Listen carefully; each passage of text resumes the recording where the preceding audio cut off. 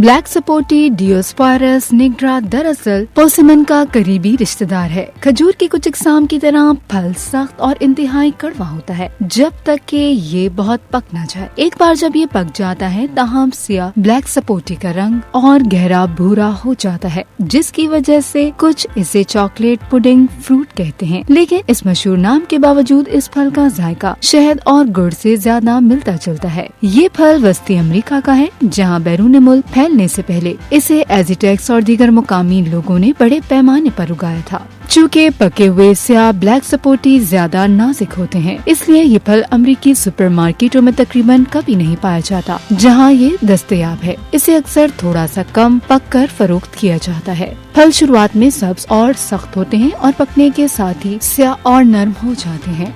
इसको खरीदते वक्त नर्म और गहरे धब्बों के साथ टूटी हुई जल्द वाले फलों से गुरेज किया जाता है। जापानीज फल की तरह काला यानी कि ब्लैक सपोटी कच्चे होने पर इंतहाई कड़वे होते हैं, जिससे मुंह खुश्क होने का एहसास होता है। ब्लैक सपोटे आमतौर पर मौसम सरमा के महीनों में इब्तदाई मौसम बहार तक दस्तयाब होते हैं। ये दरख्त मेक्सिको के इलाकों का है और वस्ती अमेरिका के आसपास माया और एजिटेक्स के जरिए ज्यादा वसी पैमाने पर फैला हुआ है। हिस्पानवी नौआबादियात इस फल को मेक्सिको से पैसिफिक लेके गए और इसे इंडोनेशिया और फिलिपाइन के कुछ हिस्सों में मकबूल किया। आज इन इलाकों के साथ साथ कैरिबियन के कुछ हिस्सों में ब्लैक सपोटी उगाए जाते हैं। ब्लैक सपोटी ताज़ा खाए जाने वाला मजेदार फल है, लेकिन इसकी नरम साख्त और जायके की वजह से इसे मीठे में भी इस्तेमाल किया जाता है। ब्लैक सपोटी में विटामिन सी की मिकदार बहुत ज्यादा होती है। इसमें एक संतरे के मुकाबले में तकरीबन 3 गुना ज्यादा विटामिन सी होता है। इसके अलावा ब्लैक सपोटी में कैल्शियम, फास्फोरस और फाइबर भी पाया जाता है।